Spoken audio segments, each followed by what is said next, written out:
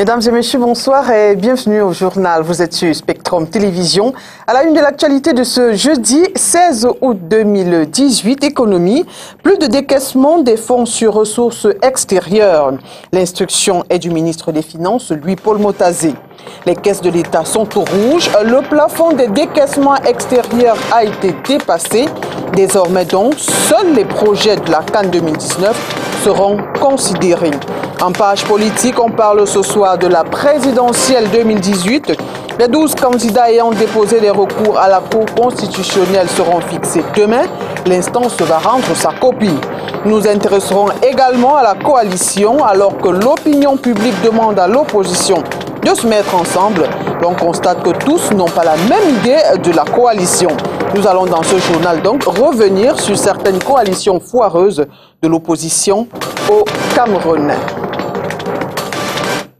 Mesdames et messieurs, une fois de plus, bonsoir et bienvenue au journal. Je vous le disais en titre, le Fonds monétaire international bloque le décaissement des fonds sur les ressources extérieures. Seuls les projets liés à la CAN 2019 seront considérés. Telles sont les instructions faites par le ministre des Finances, à celui de l'économie, de la planification et de l'aménagement du territoire. Louis-Paul Motazé s'est ainsi adressé à Amin Ousmane Meh via une lettre qui met à dos le Camerounais dans ses engagements face au FMI.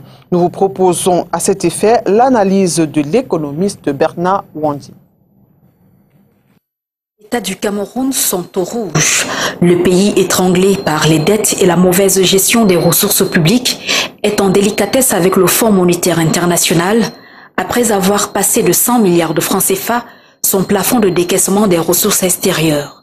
C'est l'image que renvoie la récente lettre du ministre des Finances, Louis-Paul Motazé, adressée à son homologue de l'économie, de la planification et de l'aménagement du territoire, Amin Ousmane Meh. Ça traduit un surengagement.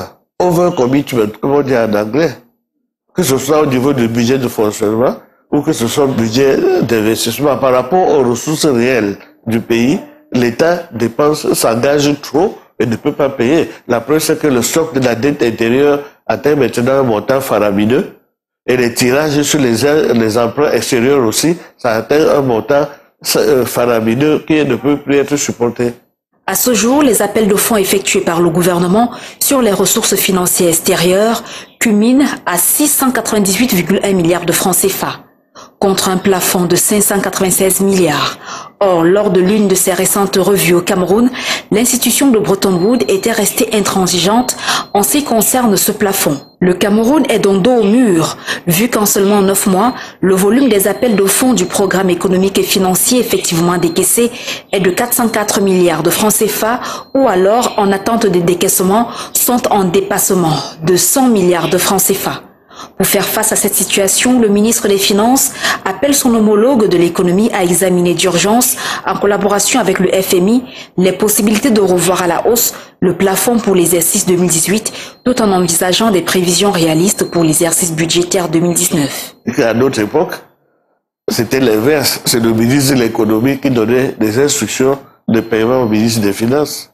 Ça va dans tous les sens. Pour restaurer la crédibilité de l'État, et ça commence par la sincérité budgétaire. Ça fait 5 ans que j'écris dans les médias que le budget du Cameroun est déficitaire. Mais chaque année, on va à l'Assemblée nationale, on dit que le budget a été voté, équilibré en recettes et en dépenses. Mais comment voulez-vous qu'au mois d'août, on ne peut plus payer? Au vu de ce qui précède, les 4 derniers mois de l'année 2018 pour le Cameroun s'annoncent drastiques. Et vous l'avez dit, Mireille Siabgé, ces 4 derniers mois donc s'annoncent très difficiles. C'est du moins ce que laisse transparaître cette récente sortie du ministre des Finances, Louis-Paul Motazé, au sujet du décaissement des fonds relatifs aux projets économiques et financiers engagés avec le FMI. La situation qui pourrait avoir des impacts peu favorables sur le budget 2019 au vu des différents projets engagés par le gouvernement camerounais. À côté des projets liés à la Coupe d'Afrique des Nations 2019 qui bénéficient de certaines faveurs, le Cameroun a d'autres foyers de dépenses qui pourraient nécessiter d'un appui financier extérieur. Le pays est à 2 mois du scrutin présidentiel qui se déroulera le 7 octobre prochain. À cela se greffent les crises sécuritaires dans les régions de l'Est, l'extrême nord, nord-ouest et sud-ouest. Mais les difficultés du gouvernement camerounais ne s'arrêtent pas là. Il est endetté à hauteur de 32% de son produit intérieur brut et largement en dessous de la norme en vigueur dans la communauté économique et monétaire de l'Afrique centrale qui est de 70%. Et le Fonds monétaire international s'est toujours dit inquiet du rythme d'endettement du Cameroun. Voilà qui remet sur la table la question de la sincérité budgétaire. Le constat est que les assiettes budgétaires de ces 5 dernières années ont des projets faramineux qui dépassent les promesses électorales et pour lesquels il n'y a pratiquement pas de financement. Mais il faut dire qu'à la réalité, ces projets sont irréalisables pour la plupart et peu rentables pour certains. D'où la nécessité, voire l'urgence, des calculs économiques stricts au niveau du ministère des Finances et de celui de l'économie, de la planification et de l'aménagement du territoire. Au vu de ce que 2018 s'achève à genoux, le ministre des Finances, Louis-Paul Motazé, a récemment instruit à la 7e session du comité interministériel d'examen des programmes d'inscrire la gestion budgétaire 2019 de l'État dans une logique de prudence et de discipline. Il serait donc convenable de mettre un accent sur une liste de priorités en fonction de leur rentabilité afin d'assurer les équilibres macroéconomiques et financiers nécessaires à la consolidation d'une croissance économique vigoureuse, inclusive et durable. Revenons sur le contexte dans lequel intervient cette recommandation du ministre des Finances au ministre de l'Économie dans ce reportage de Léla Renganz. 698 milliards de francs CFA. C'est le montant des appels de fonds déjà effectués par le gouvernement du Cameroun sur les ressources financières extérieures, soit 100 milliards de plus que le décaissement de 596 milliards prévu par le Fonds monétaire international. Une situation qui met en mal le gouvernement du Cameroun face aux gendarmes de gestion des ressources publiques et d'endettement des pays, le FMI. D'où la recommandation et injonction du ministre des Finances à son homologue de l'économie, de la planification et de l'aménagement du territoire de suspendre tous les appels de fonds sur ressources extérieures, hormis ceux liés à la Coupe d'Afrique des Nations que prévoit d'organiser le Cameroun en 2019. La recommandation arrive au moment où, malgré un léger embelli des prix des hydrocarbures sur le marché international, ceux des matières premières ont du mal à retrouver le niveau d'avant 2014. Tout ceci, couplé à une conjoncture sécuritaire qui, à grand renfort de dépenses publiques, oblige le gouvernement camerounais à investir sur plusieurs fronts. Extrême nord avec Boko Haram, Est avec les rebelles centrafricains, Nord-Ouest et Sud-Ouest avec les velléités sécessionnistes. Conséquence, le ralentissement des activités économiques dans toutes ces zones. Unique issue, les pressions fiscalo-douanières, même si, avec les accords de partenariat économique, les recettes douanières connaissent désormais, et ce, de façon systématique, une baisse. D'ailleurs, dans l'un de ses rapports sur les perspectives économiques en Afrique, la Banque africaine de développement constatait que, bien que forte, la résilience de l'économie camerounaise commençait à s'essouffler face à tous ces chocs.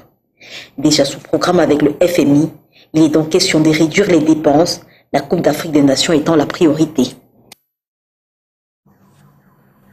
On parle politique à présent, parlons des coalitions électorales. Alors que beaucoup appellent à une mise ensemble des candidats, force est de constater que l'idée que chacun des 8 candidats de l'opposition se fait différente de celle de son vis-à-vis. Nous occasion saisie donc par la rédaction de Spectrum Télévision pour revenir sur certaines coalitions foireuses de l'opposition au Cameroun. Léla Renganz. Sont discordants de l'opposition camerounaise sur la coalition. Impossible d'accorder les violons des 8 qui représentent le camp d'en face à l'élection du 7 octobre prochain. Entre ceux qui sont pour des primaires entre les 8, Cabral Libi, ceux qui disent pouvoir laisser la place à un meilleur programme politique à Kérémouna, ceux qui se voient comme des tireurs de pénalty et ceux qui pensent que la coalition n'est pas indispensable pour battre le candidat Paul Biya. La dernière sortie de Joshua aussi est simplement venue raviver les craintes sur l'impossibilité d'une coalition à venir. Fait pas nouveau au Cameroun, car depuis 1992, où des partis politiques avaient accepté de se mettre ensemble pour renverser le pouvoir en place, L'histoire des coalitions n'a cessé d'être faite d'abandon à la dernière minute. Ce fut le cas en 2014 avec la Coalition nationale pour la réconciliation et la reconstruction, formée rapidement à la veille du scrutin d'octobre 2004, avec entre autres noms Célestin Beziki, Akame Fumu, Sinju Pokam ou encore Issa Tiroma Bakari. La tentative sera couronnée d'un échec reluisant à cause de quelques infiltrés, diront certains, une coalition de l'opposition dirigée par le pouvoir en place. Aujourd'hui, à l'heure où beaucoup appellent à une coalition de têtes fortes engagée pour le 7 octobre afin d'éviter l'éparpillement des voix, ces derniers font savoir que les discussions sur la question se poursuivent. Cependant, de mémoire de Camerounais, sauf si miracle, il est fort à parier à partir des signes précurseurs qu'une candidature unique de l'opposition ne verra pas le jour avant le 7 octobre prochain. Notons tout de même qu'il n'est pas exclu que les 8 de l'opposition se mettent ensemble pour la sécurisation des votes ou pour autre chose n'impliquant pas la mise en retrait de qui que ce soit. C'est demain que le Conseil constitutionnel donne son verdict sur les différents recours déposés la semaine dernière. L'audience irrelative se tiendra à Yaoundé et sur la table de l'équipe de Clément à Tangana pendant 10 jours. Cette équipe donc a examiné 12 requêtes. Olivier Bouzik.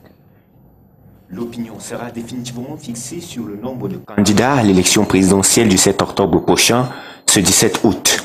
L'audience solennelle du Conseil constitutionnel, qui marque la fin du contentieux préélectoral, donnera le verdict des 12 requêtes déposées en fin de semaine dernière. Il s'agit des recours entrepris par les candidats dont les dossiers avaient été rejetés par le Conseil électoral. Entre autres requêtes, celle de Bertin Kissop du Cameroun Parti Force Sociale Justice, qui a déposé 3 recours ayant pour motif le rejet de la candidature de Paul Biya, l'annulation de la décision de l'ECAM rejetant sa candidature et l'annulation du décret de convocation du corps électoral pour la présidentielle du 7 octobre, estimant 6 régions sur 10 sont dans une insécurité totale ou partielle. Pour sa part, Ngono Valentin, candidat de l'Union camerounaise pour la démocratie et l'innovation, estime dans sa requête que le rejet de sa candidature est un excès de pouvoir de la part du Conseil électoral. De son côté, Ndioumou Léopold Steve, candidat de l'UREC, a déposé 2 requêtes dont les motifs sont la contestation du rejet de sa candidature par ELECAM et l'invalidation de la candidature de Paul Biya à l'élection présidentielle. Dans la même veine, Koum Anne Irim de Biya Parti, Vincent Sosten Fouda du mouvement camerounais pour la social-démocratie, Olivier Anissé-Bilé de l'UPF, Aboubakar Kamaldine, Rigobert Gaban, Geneviève Zé, tous des candidats indépendants attendent aussi d'être fixés à l'issue de l'audience qui se tiendra au Palais des Congrès de Yaoundé. Lutte contre Boko Haram, le rapport de International Crisis Group pointe l'affaiblissement de la secte islamiste au Cameroun. Dans son nouveau rapport intitulé Extrême Nord du Cameroun, nouveau chapitre dans la lutte contre Boko Haram, publié le 14 août dernier, cette organisation non gouvernementale estime que ce mouvement djihadiste, même s'il constitue encore une menace, s'est affaibli. René Narcisse Moutou.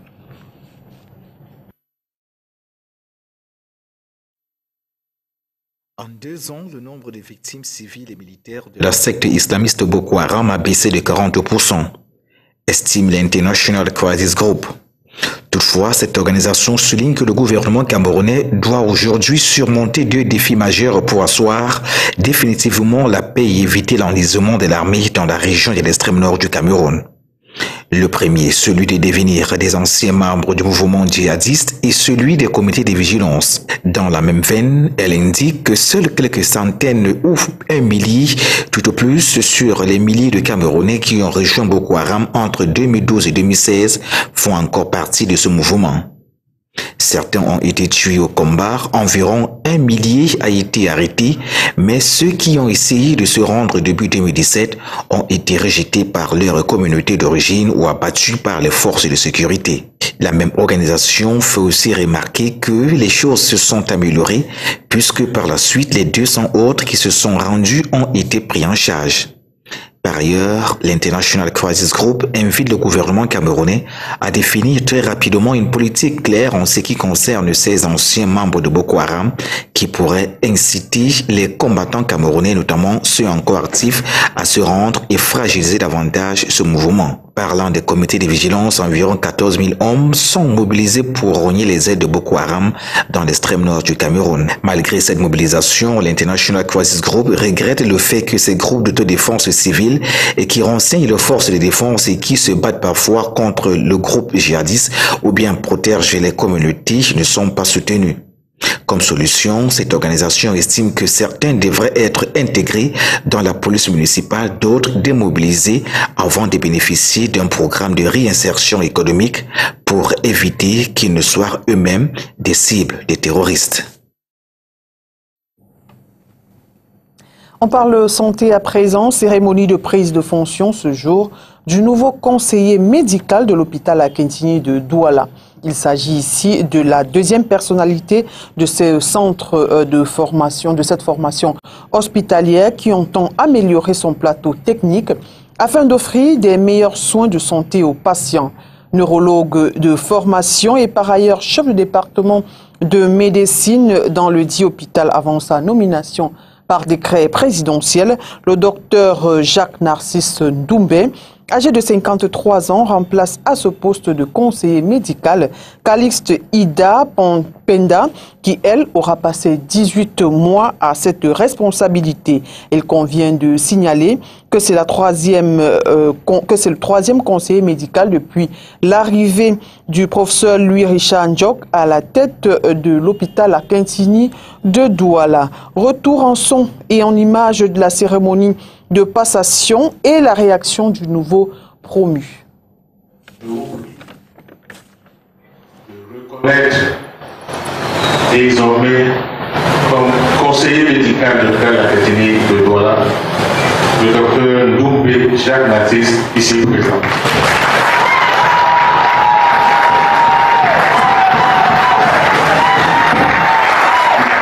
Monsieur Doumbé Jacques Narcisse, je vous déclare solennellement installé dans vos fonctions de conseiller médical. Prenez le commandement.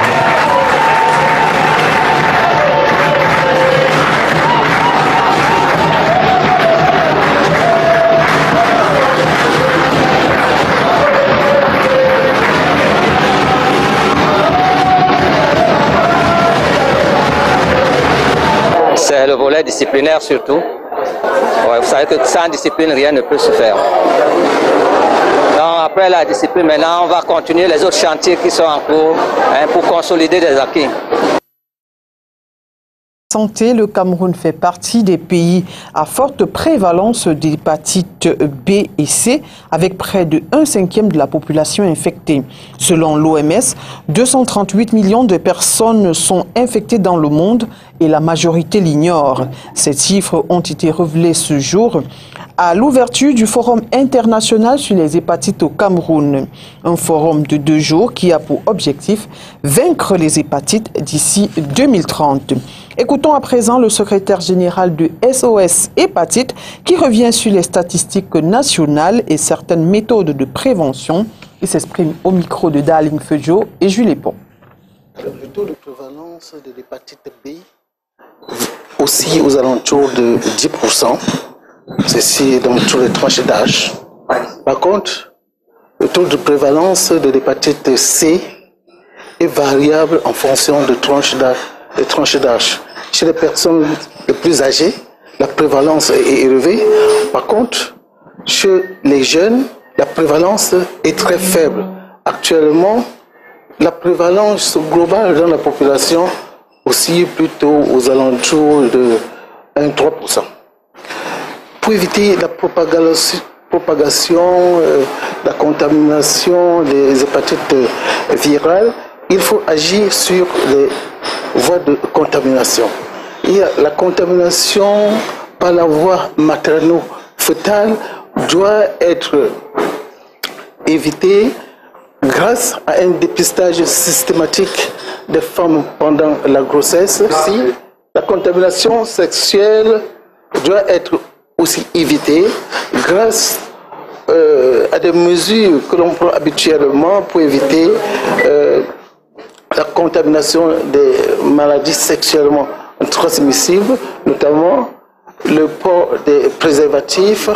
Il y a la contamination par voie percutanée, la contamination par le sang, qui doit être aussi élargie, doit faite grâce à un dépistage systématique des poches de sang destinées à la transfusion. On parle sport à présent. Les jeunes Benjamins vainqueurs du tournoi Semences olympiques qui s'est tenu tout récemment ont été reçus ce jour par le président du conseil d'administration de l'Académie nationale de football. Ils ont présenté leurs différents trophées glanés suite à cette participation, la première du genre depuis la création de l'ANAFoot.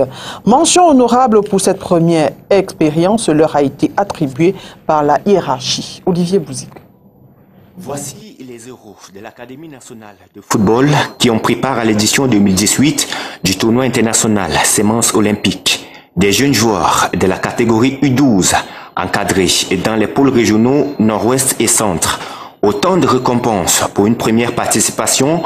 Le bilan est satisfaisant à en croire le directeur général de l'Académie. Aujourd'hui, nous avons voulu encourager ces enfants et les remercier pour le travail qui a été fait, mais aussi transmettre un message. C'est-à-dire, rien n'est encore fait. Pour réussir dans la vie, pour réussir au football, c'est un long chemin.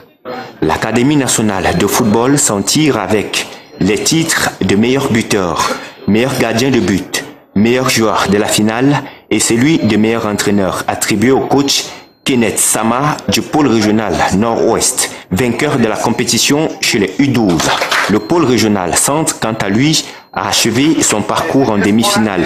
Les trophées glanés au terme de la compétition sont ici présentés à la hiérarchie. Pour le président du conseil d'administration de l'Académie, il s'agit du résultat d'un travail d'équipe au sein des différentes divisions techniques de la structure. C'est la preuve même qu'il faut travailler et réajuster davantage de ce qui ne marche pas, parce que nous avons entre nos mains la responsabilité de la formation d'une partie des Camerounais de demain.